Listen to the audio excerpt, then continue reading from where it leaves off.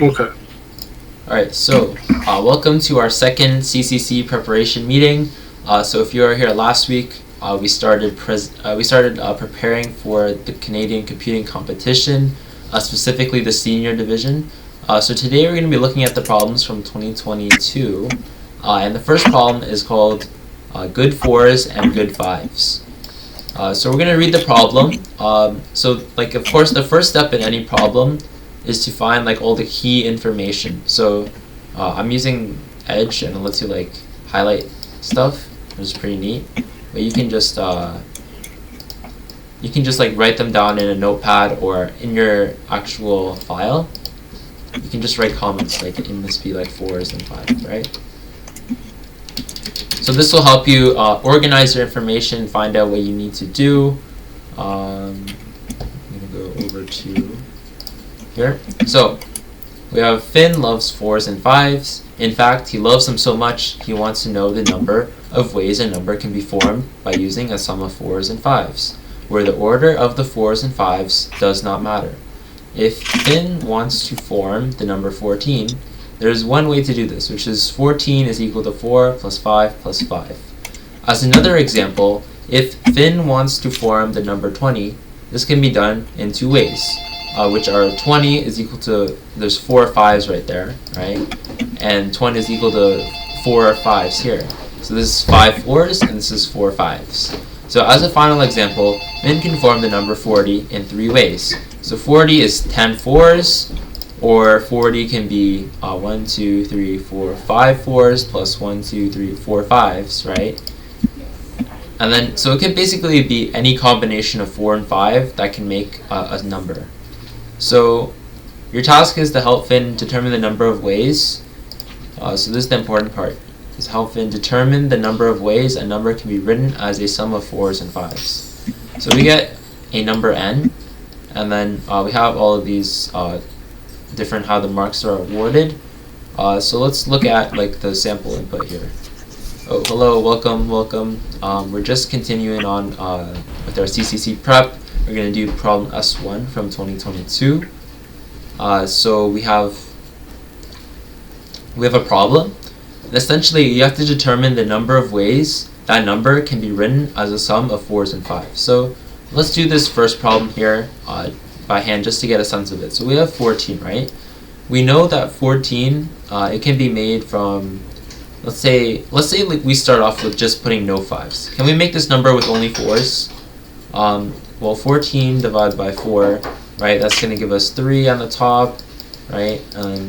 We have 2, so remainder 2. So that 4 doesn't go into it. So we can't have 0 fives, right? There's the 5s and there's the 4s, right?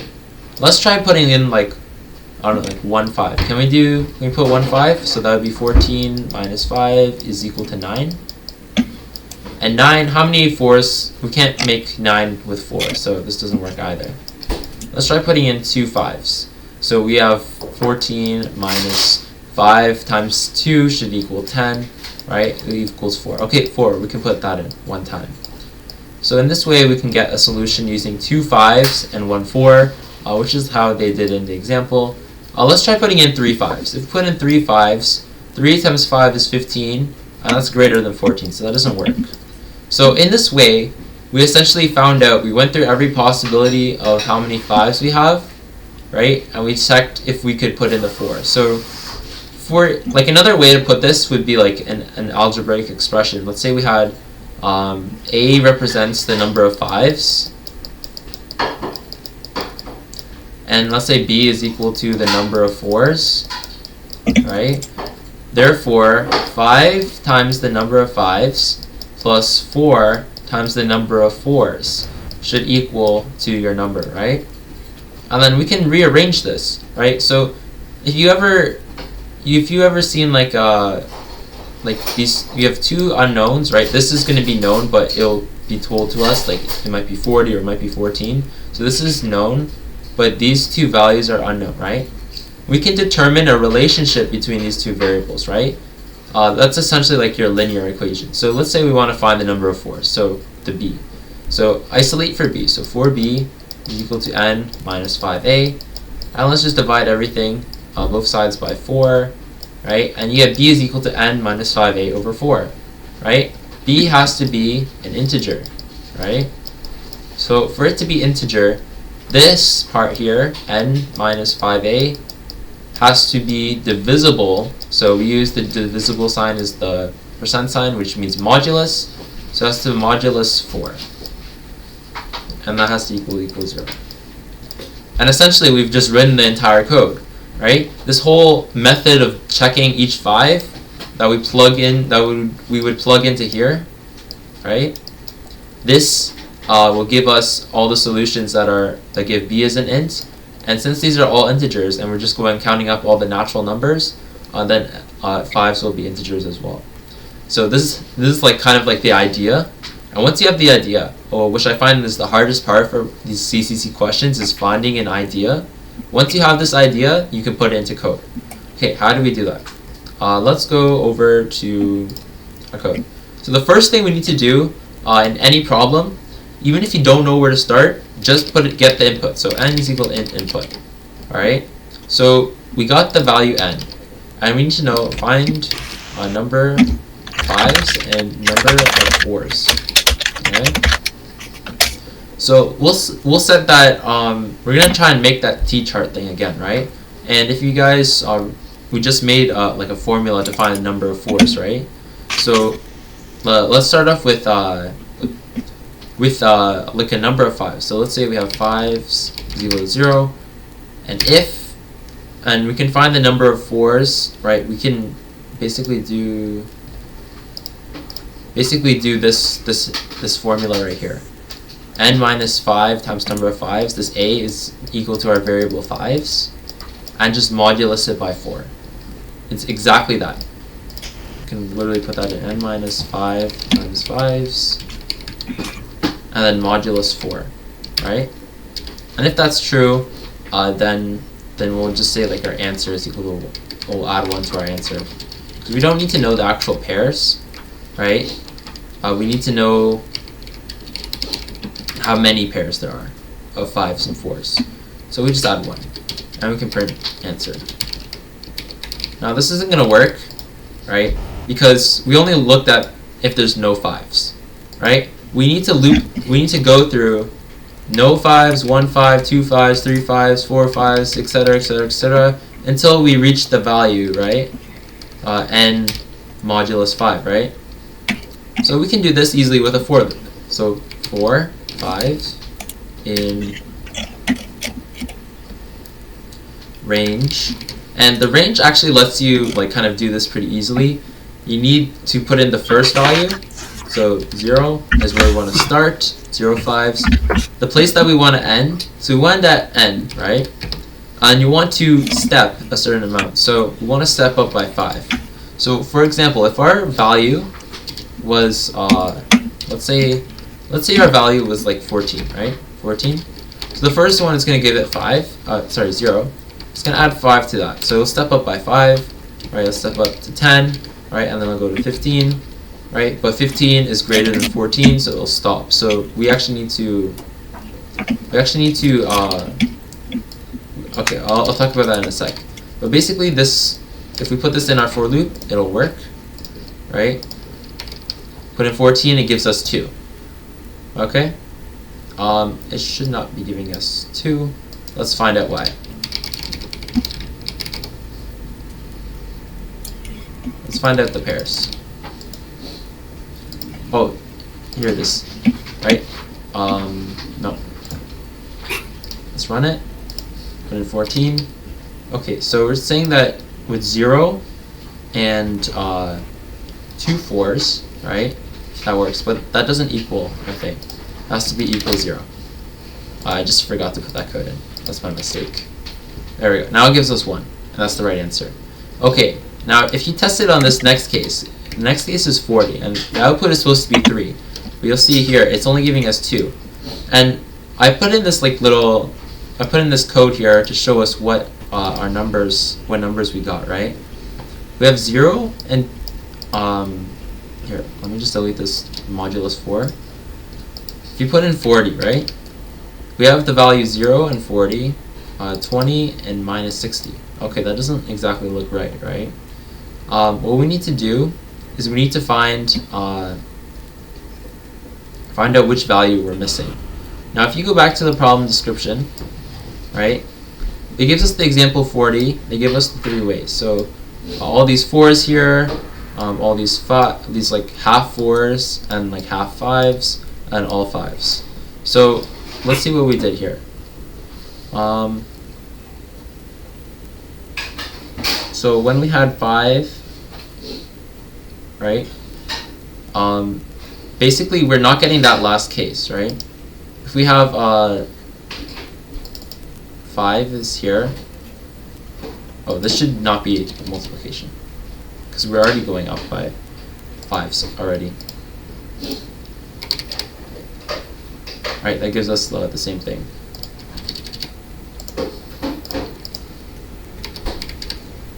Okay, there you go. That's a bit more readable. All right. Yeah, so we're already going up by 5s, so we didn't need to multiply by 5.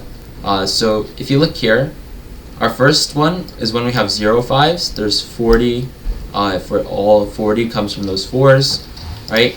And here we have this other case where we have 20 coming from the 5s and 20 coming from the 4s. Now we need the last one where there's all the 40 is coming from the 5 rather than the 4. So what we need to do is just add 1 here. And when we do that, it gives us the right answer. So if we delete this print statement, and I'm going to put in the last subcase, which is 6 and 0. And 6 gives us 0. Let's test our first case again, which was 14, and it should give us 1. And that's good. So that is the solution to this problem. So the whole big idea is with just finding from, it's just like seeing this pattern here, like seeing the relationship between the variables A, which is number of 5s, and B, number of 4s. You can actually determine how many ways you can do that. So yeah, we're going to move on to the next problem. Take it away. Okay, so basically, next problem we have is called good groups. You'll notice that this is an S2 problem, but it's also considered a J4 problem. That's just because depending on like the constraints, we can view it as different difficulties. So we'll just view it as an S2 for now. Essentially, the problem is a class has been divided into groups of 3. The division into groups might violate 2 types of constraints, okay? Some students must work together in the same group, and some students must work in separate groups. Your job is to determine how many of these constraints are violated. So basically, the input will follow the format that first, they'll just give you a number, x is greater than or equal to 0, and then the next x lines, so if there x was 3, the next 3 lines would each consist of 2 different names, separated by a single space. And this basically tells us that these 2 students must be in the same group. The next line will give you an integer y. Y is also be greater than or equal to 0. And the next y lines will tell us every like pair of people that are not allowed to be in the same group, basically. And then after this, the next line will be an integer g. G is greater than or equal to 1. This is basically going to be the number of groups there are. So the last g lines will consist of 3 different names separated by single spaces. And this is telling us that these 3 students in each line are in their own group, okay? And then after it just tells us a bit about the names. Names will consist of 1 to 10 letters. And yeah. So you can see here, there's the marking table.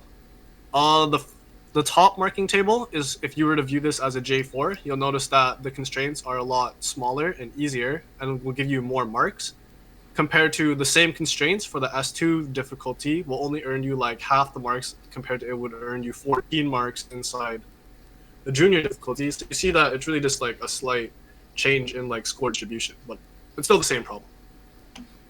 Anyways, it wants us to output the number of constraints that are violated. So we have here our first example.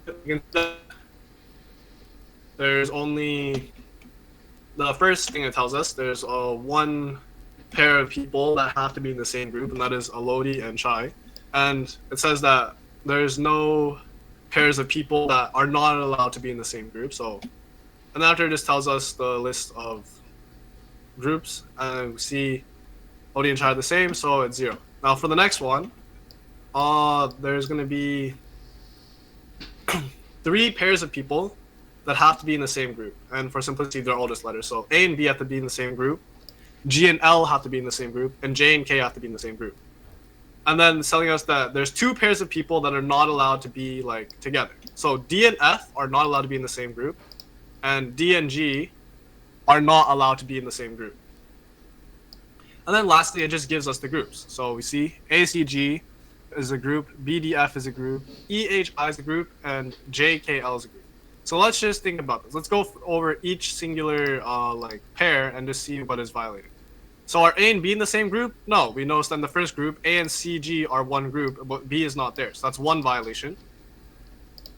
Are G and L in the same group? If we look at our thing, G and L are also not in the same group. So that's another violation. And then J and K in the same group, so that's fine. We see in the last group, J and K are okay. Now, for pairs that are people that are not allowed in the same group, we notice that D and F are not supposed to be together, but we see in the second group they are together, so that's another violation. So that makes 3 violations now. And then lastly, it says D and G must not be together. We notice that D and G are in separate groups, so that's fine. So in total, we've had 3 violations, which is why we've output 3. So basically, this problem, I guess I'll just open up my IDE. You can stop sharing that.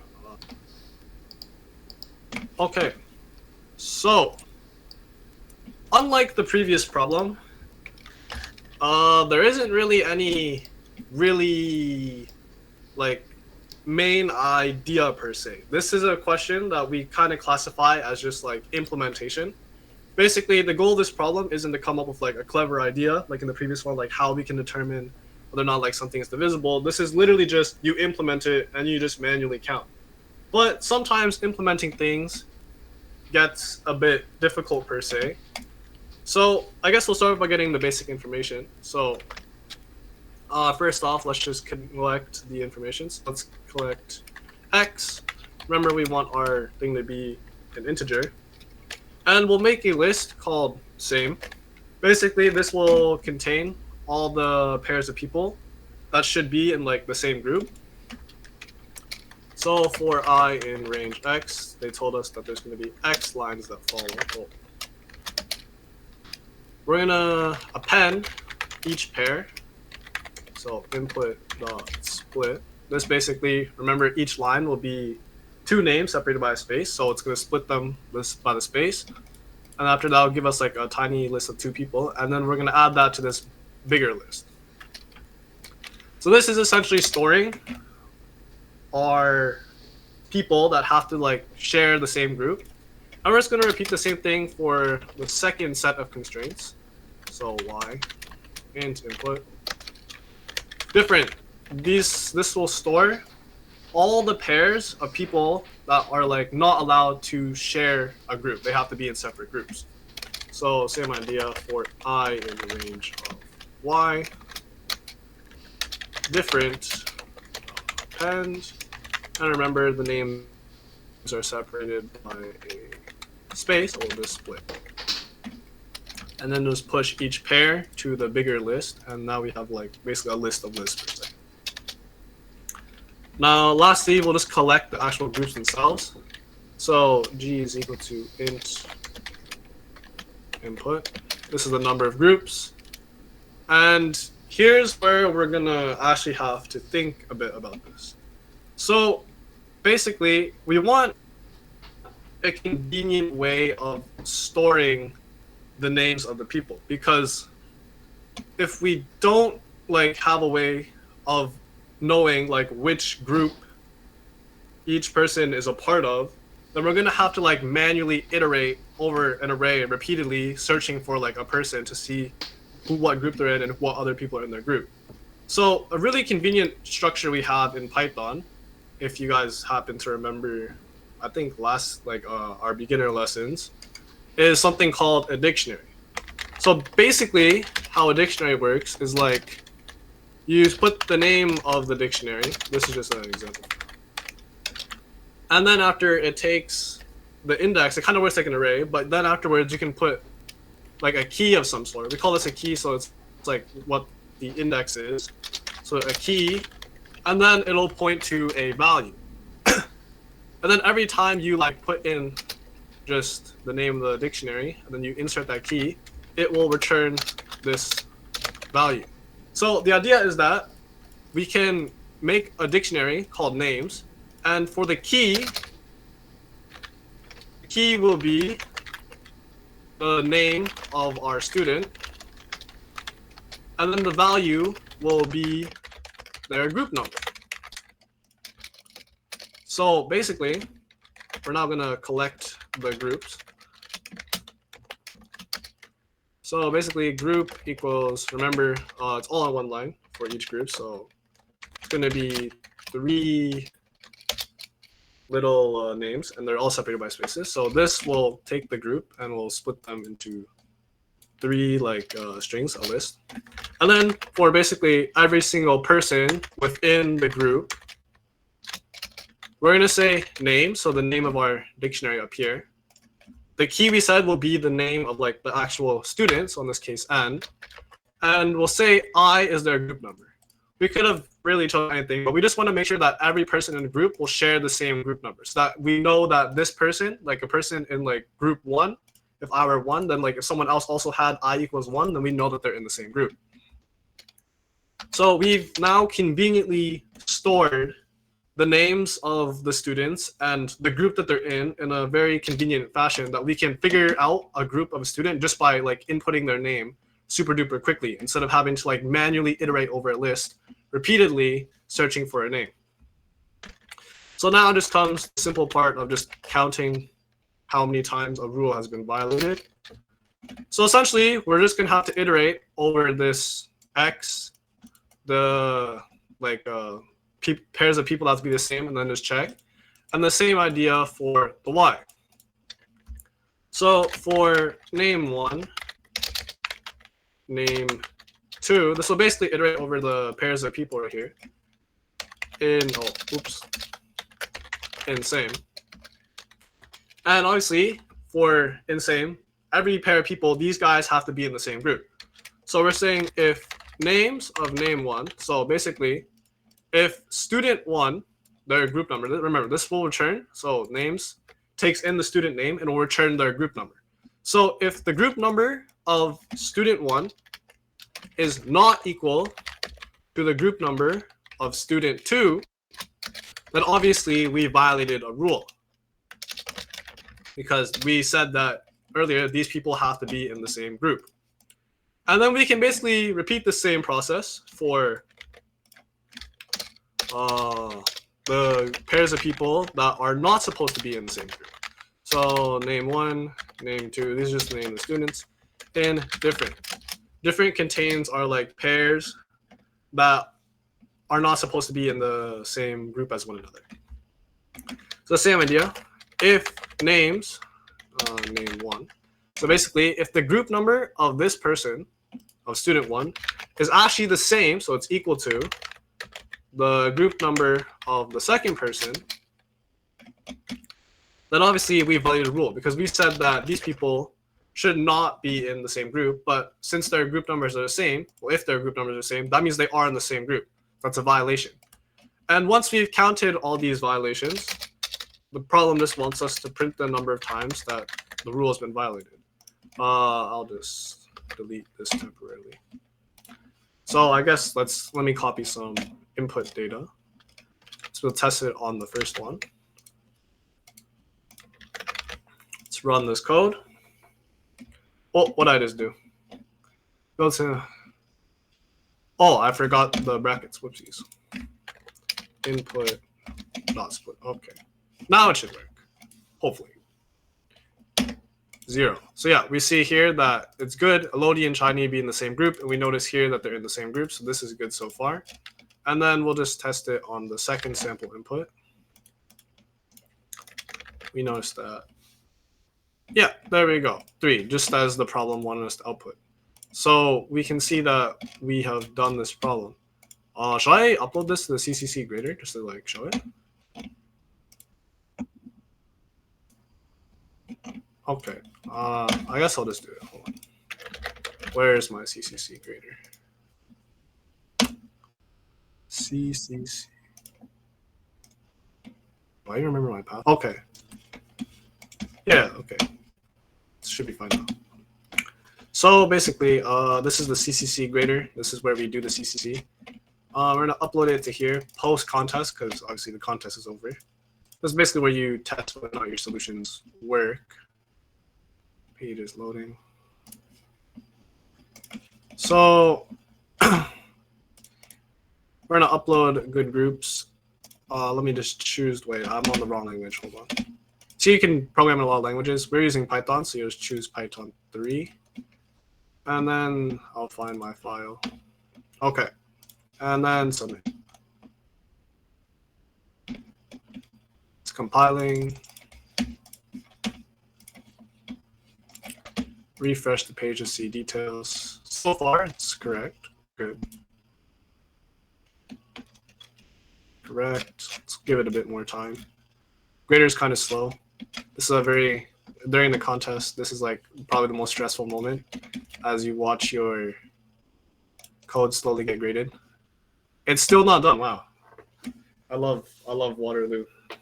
Best university. See, it's getting a bit slower. This is because the test data is getting a lot larger, and hopefully it's done grading by now. Yeah, so as you can see, everything's good and it passes the time limit.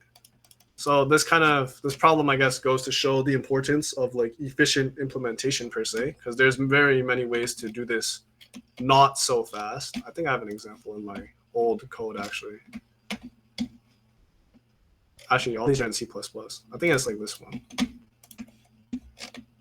Yeah, this is like an example of something that's very, very bad. So you can see that this does not use a dictionary. This instead just takes the groups and puts them in a big list. And then it's going to find like the group number of each person. You can see that it gets super slow because we have to iterate through the entire group again instead of just using the dictionary. Oh, yeah, that's right. That tab's not the right tab. Hold on. I wasn't showing the other tab. Oops. This is the tab I was talking about. This is bad code. Don't do this. Bad implementation. Same problem. You see we get the pairs. The people have to be the same. People are not supposed to be in the same group. But to find the group name, like the group number of each student, it was a much inefficient process because it literally just iterated through an entire list instead of just using a dictionary, which would have offered a much more convenient method per se to accomplish the same task. So remember, efficiency of implementation is always important. Yeah, okay. So different data structures, they're going to have different advantages and disadvantages.